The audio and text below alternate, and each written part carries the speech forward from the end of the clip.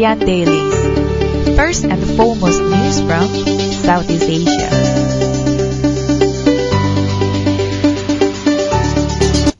Good morning.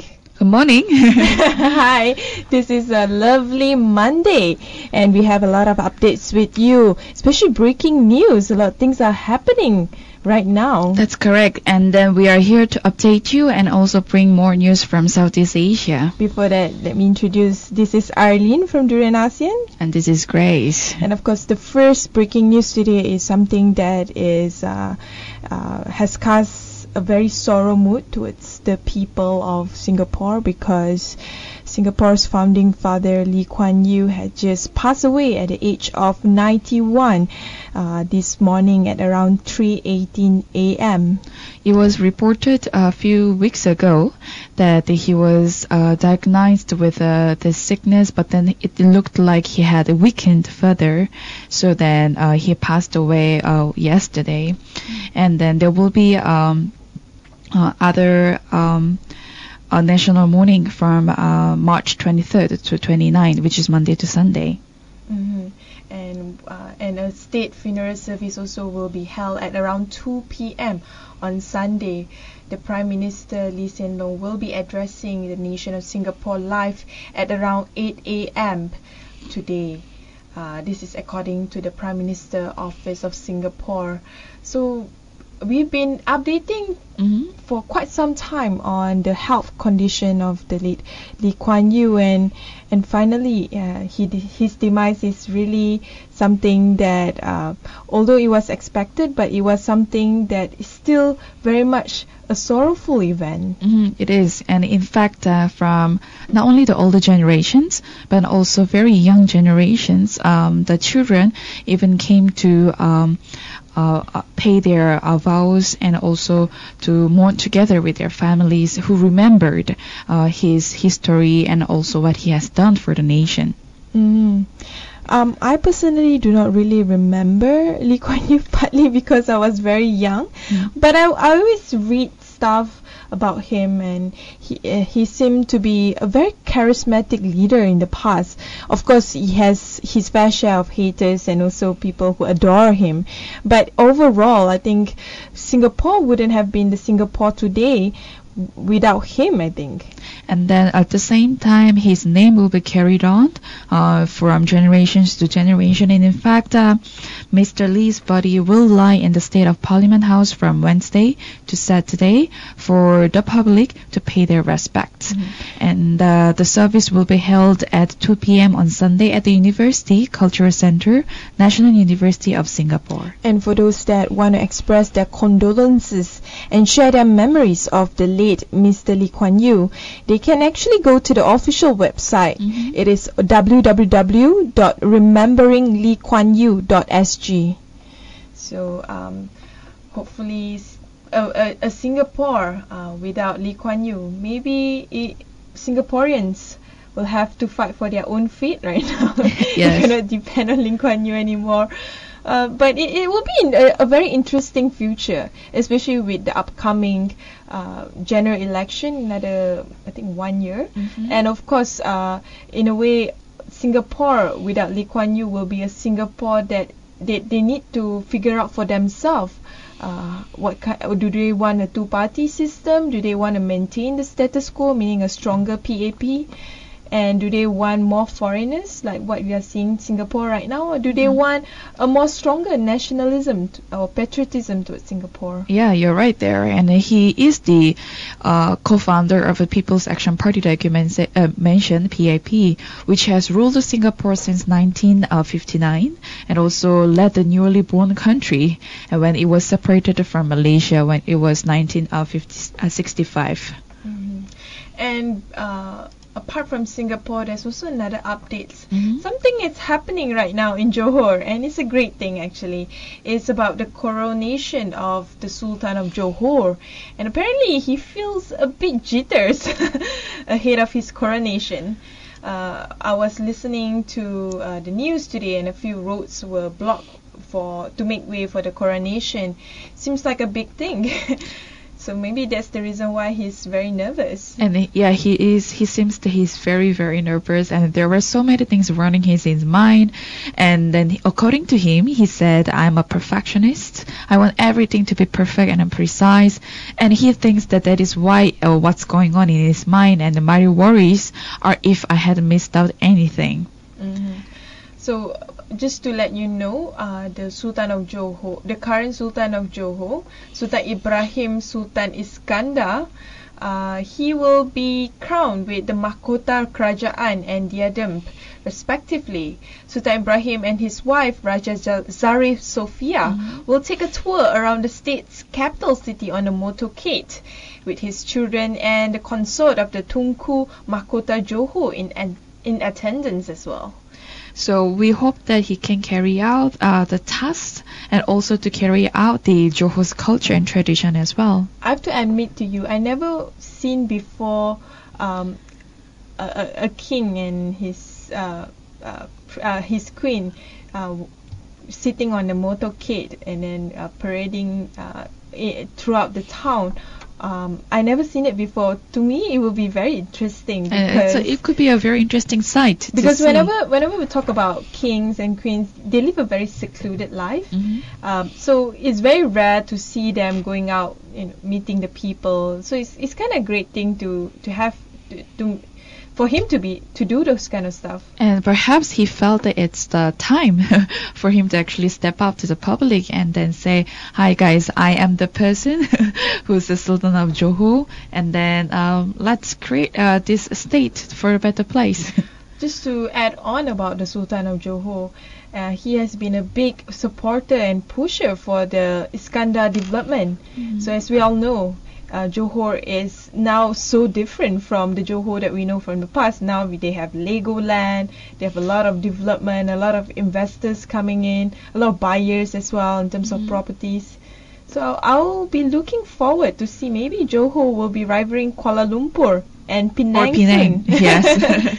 So I think we should keep an eye with these three very strong states, Penang, Kuala Lumpur and Johor. And these three states can actually represent Malaysia in a good way and a better way. So let's just see. Anyway, we'll take one short break. When we return, we'll give a very serious update about Eric Paulson, the lawyer that has been coming to Durian ASEAN for quite some time as well. He has been detained recently, as well as updates on other news from Southeast Asia.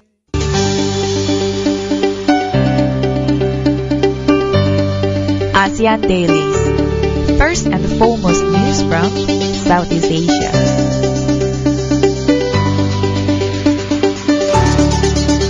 Good morning, this is Arlene. Welcome back, this is Grace. And you're with us at our ASEAN Daily. So Eric Paulson, a Malaysian lawyer from Lawyers from Liberty, has been detained over the weekend, again over his Twitter post.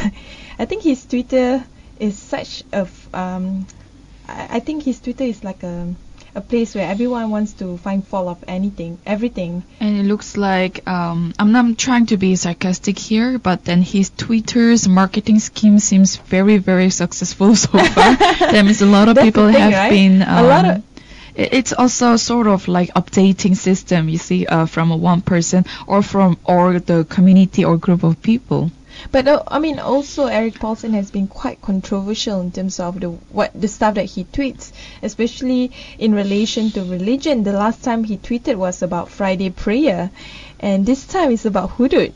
He alleged that hudud did not have a place in modern society, and it was inhuman and unfair to women.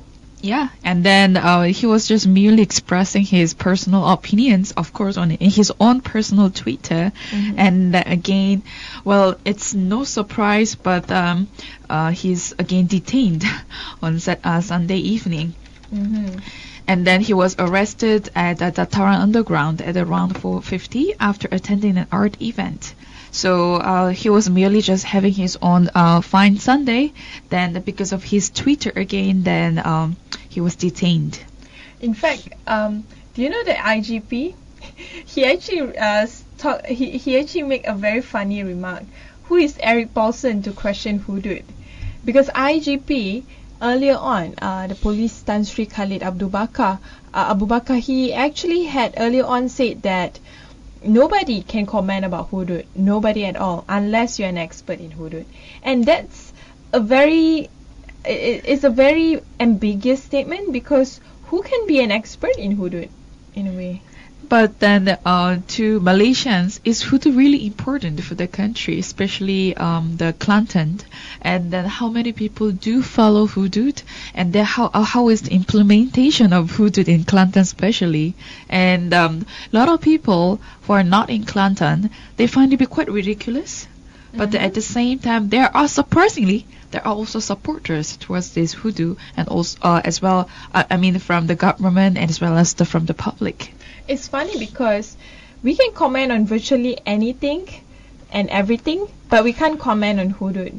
And the Kelantan hudud bill is virtually something that is man-made, because they need to table it to the state assembly, and it was written by a human being. So in a way, it's kind of funny that nobody is allowed to comment on it, including lawyers. I have so many questions here, Arlene, too. Whether hudud is hudud really suitable for this country? This country is really rich in religion and also like races, and is it really applicable for the country itself? I think that is a very it's a very sensitive question for us to answer. But this is what the IGP said. Right. I am not questioning the Kelantan government's action for tabling the hudud bill. What I am questioning now is why Eric Paulson made statements that could hurt the feelings of Muslims in the country.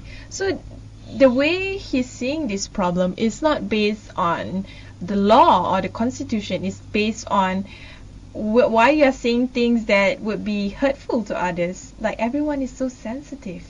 It's quite controversial, to be honest. And but again, a lawyer, Eric Paulson, is purely coming from his own opinion, and then he's very well known for saying something, expressing something very controversial stuff on his own Twitters, and a lot of people have been following his Twitters. So it was again reported, and he's detained. So the records that he has shown, the times that he actually went to and also detained himself, what's the next one? And true. Then what is the consequences after he's detained? What are the other changes he's actually making via this social media? I definitely agree on the question that you are posing. And in fact, because of that, the Malaysian Bar has been urging police to respect the rule of law. They are concerned over the recent arrests of activists and opposition politicians over public rallies held in Kuala Lumpur. And I think the recent Eric Paulson arrest is also something of a concern by the Malaysian Bar, in a way that a lot of the issues, especially relating to religion, has become so sensitive that no one can discuss about it at all. And I do agree some comments can be very hurtful to the feelings of others, but I think by just curbing the discussion altogether is not healthy. But then it looks like discussions over religion especially, it's actually getting worse in terms of the responses and how people are getting the messages. Because different people have different interpretations when it comes to religion. But then it is also very important to see the reactions from the government, how they are handling the situation itself. But then if you compare we are living in this so modern days, but compared to 1970s and 60s, the things were more liberal that back then. So I can clearly say that the things when it comes to discussions over religion, it's just getting worse, and the freedom of expression in this country is just getting narrower and narrower. That's true. And that could be one of the concerns the Malaysian Bar has expressed recently. That's true. But at the same time, I understand that some Muslim, they want to go back to a more spiritual life. Being spiritual meaning that you want to go back to religion. But going back to religion doesn't mean trying to having a hudud law, or trying to get the spirit of religion, which is based on equality, based on things based on fairness and justice. And I think we can get justice, fairness, and equality based on the civil law that we have right now. Of course, there's still a lot of things to improve. Even the civil law is not perfect. I mean, the common law. But at the same time, going back to the Stone Age of the hudud law, I don't think it's an idea that anyone should think of. And at the same time, we already seen a lot of times that there has been a misusage of the powers that this country holds, and this is something that arresting persons or people who are willing to cooperate, and the investigations is a misusage of powers. That's what that was expressed according to the reports. So this is the reason why a lot of discussion that is happening right now, surfacing that could this lead to the split between Pakatan members, meaning that PKR and DAP will divorce PAS in a way. There's been a lot of discussion about it actually, and could it be the beginning of PAS UMNO unity? I think a lot of people are questioning, is this actually a religious law that PAS is trying to push, or is it a law that PAS is using for its own political maneuvering? And I mean, we have to realize that even within PAS, there's a lot of factions, and the factions is between the conservative and the progressive. And of course, this but between the conservative and the progressive, a lot of things are head on trying to push each other towards the other end or another. So I think in a way we can see this as a political agenda rather than just a religious agenda. But at the same time, where do police actually stand in this nation? Who do they follow exactly, and who do they listen to? I think by themselves. Well, they should listen to the law. I mean, I think they should uphold the law. That's their main job, and some of them have been doing it quite well. But we hope that in this case of hudud, the law should be the guiding principles for everyone. And talking about hudud, Lim Kit Siang actually proposed. Lim Kit Siang is from the opposition party, DAP, proposed a formation of new Save Malaysia government. So Lim Kit Siang has proposed this new coalition called Save Malaysia, consisting of members from different political backgrounds whose ultimate aim is to champion the federal constitution. And at the same time, during his speech, he also expressed that the politicians from both sides of the political divide were currently in no man's land, having to cope with the scandals and the conflict in political and religious ideologies within their respective coalitions.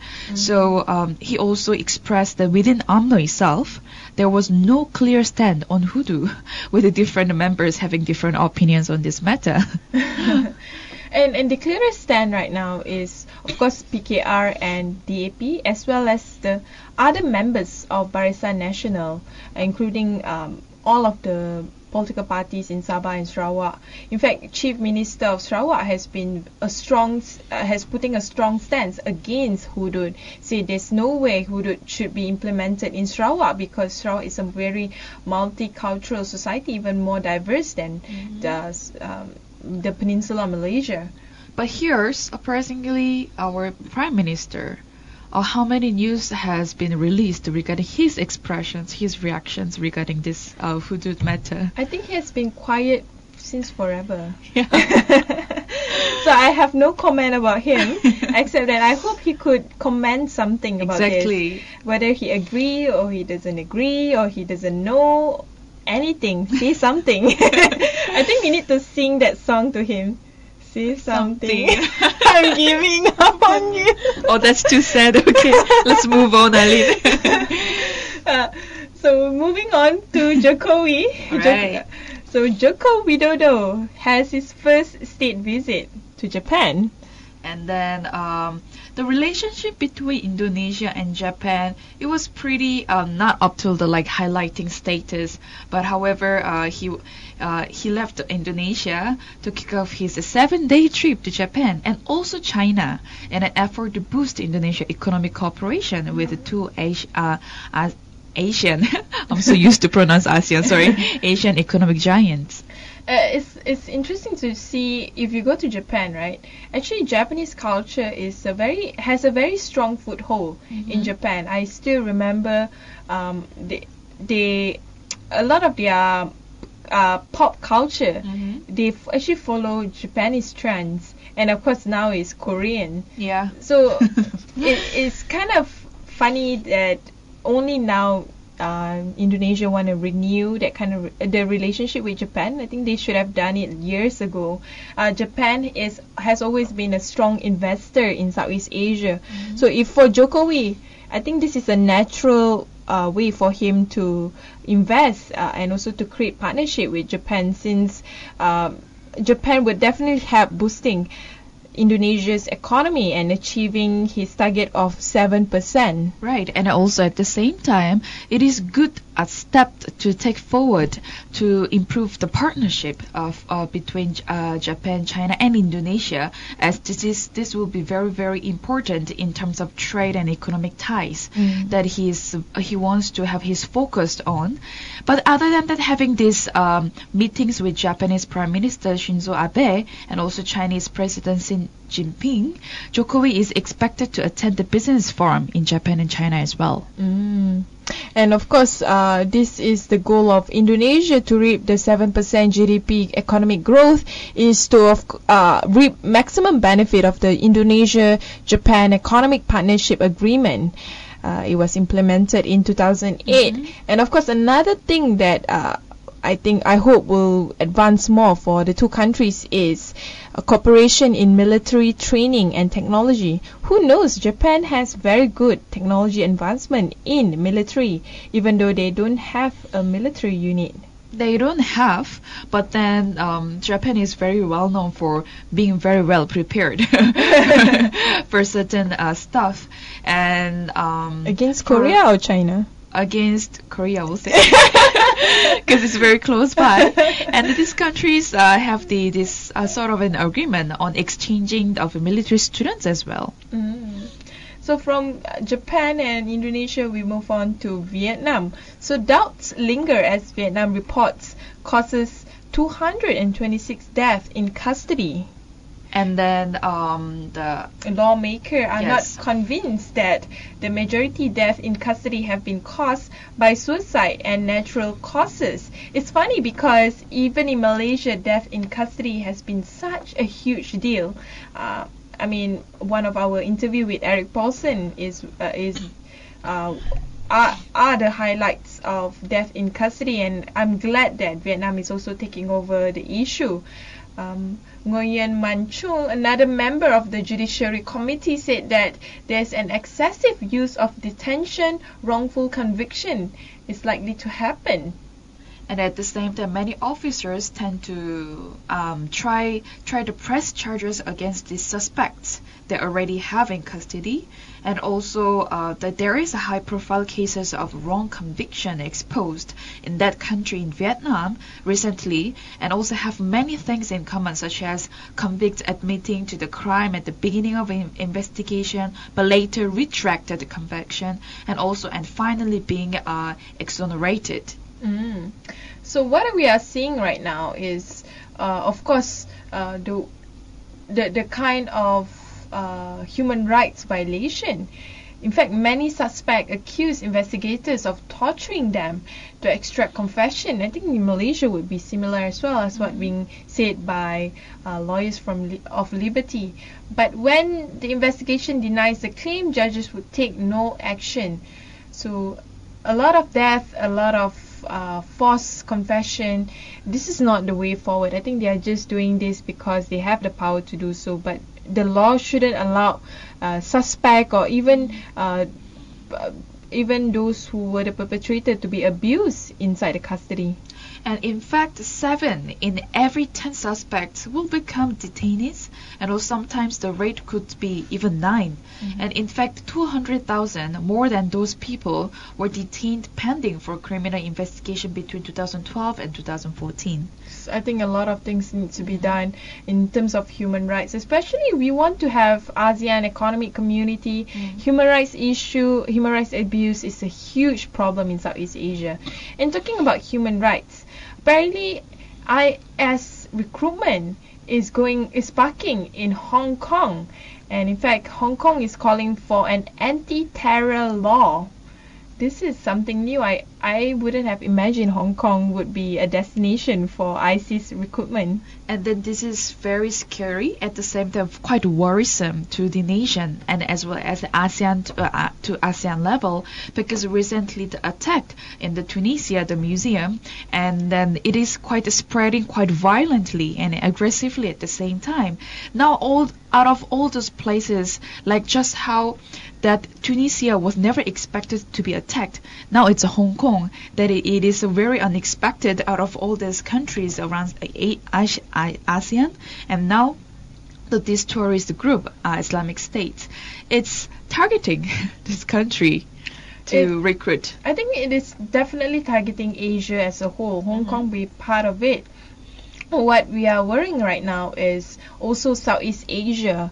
Glad that Hong Kong is sparking call for anti-terror laws, because in Southeast Asia we still do not have an anti-terrorism law that would be able to prevent terrorists like ISIS to come in and preach religious hatred towards other people and recruit them going to Syria and Iraq. I think in a way that Southeast Asia should emulate Hong Kong to have an anti-terror law. And at the same time, we had a few cases already from our country, Malaysia. Too much. Yeah, that they were just blindly just follow the groups and also the community, and via especially the social media, which actually goes viral, and then they can just be convinced and influenced by all these people and just fly overnight, and then they're already there. So it's no surprise that there will be attacks, and also sort of the cases will happen in Hong Kong, but it's good to hear that they are coming out with an anti-terrorism scheme here. So with that, we are going to have one short break. When we return, we will talk more about ASEAN as a whole.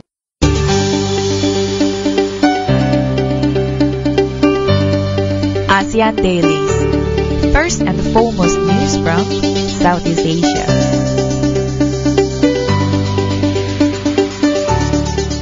Hi, this is Arlene. Good morning, this is Grace. Okay, another update on the Southeast Asian news. Before that, just a bit of an update about the Lao People's Revolutionary Party. A lot of people might not know this, but they just celebrate their founding anniversary, and the Central Committee of the Communist Party in China sent a message to the Central Committee of the Lao People Revolutionary Party to congratulate their 60th anniversary of its founding. And in fact, this LPRP has unified the Lao people of all ethnic groups, and also has led them to the national liberation and unification, as well as has made a great achievement in the cause of building socialism and renovation as well. So the CPC is pretty confident that the Lao people, under this leadership of a Central Committee of the LPRP, with this as a general secretary, will definitely be able to successfully fulfill the various targets and tasks, and also the 10th National Congress of LPRP with outstanding achievement. So it sounds very ambitious and also promising at the same time. It is. And what is clear right now is China is definitely the closest ally of Laos. As we all know, Cambodia and Laos have very strong relationship with China. Because of that, actually in terms of foreign policy, Southeast Asia is very divided. You see that for CPC to congratulate the People's Revolutionary Party in Laos shows how the friendship is very strong rooted, and of course China can always rely on Laos for any form of its foreign policy towards Southeast Asia. And talking about the relationship between China and Laos, like you mentioned before, it is very in-depth and also quite stable, and they have a very mutual trust and all of the cooperations. In fact, they base the principles of long-term stability, good neighborliness and friendship, mutual trust, and all-round cooperation as part of the core principles between the both relationship. Another update, which is our last news of today, is a strong case for ASEAN to embrace digital trends. Oh my God, talking about digital trends. Whenever we do Skype interview with countries in Southeast Asia, except for Singapore, it's quite bad actually. Horrible. Not only the internet access, but in terms of digital includes lots of areas from mobile phone, laptop, internet. So it is something that ASEAN really needs to look at to be able to catch up the other nations. That's true. In fact, 5 closely related digital technology is that the government in Southeast Asia need to work together or cooperate together is the mobile internet, big data, the Internet of Things, cloud technology, and automation of knowledge work. And at the same time, well, to capture all these opportunities among ASEAN nations, there will be policymakers. They will really need to prioritize building this backbone infrastructure in terms of the like you mentioned, the connections and the networks. That really needs to look at the high level and the standard to bring up the standard. And this can only be achieved by establishing a policy framework for data sharing, online privacy, and cyber security. So in a way, there's a lot of work to be done, in fact, when you talk about AEC. But there's so many challenges. Even supporting small and medium-sized enterprises in technology takes a lot of effort. So I'm optimistic, but at the same time, I'm also pessimistic because we need to prepare, and we need to prepare really badly. So that's all for our news today. So Grace, if they want to get more information from us, they can always go to durianasian.com. But if they want to go to our social media and engage with us? Yes, we have quite many social media channels such as Facebook, Twitter, Instagram, and YouTube. And then at the same time, if you can't access to any of them, we have an app, TuneIn app. So download TuneIn app and then find us at Durian ASEAN. That's all from us today. Thank you.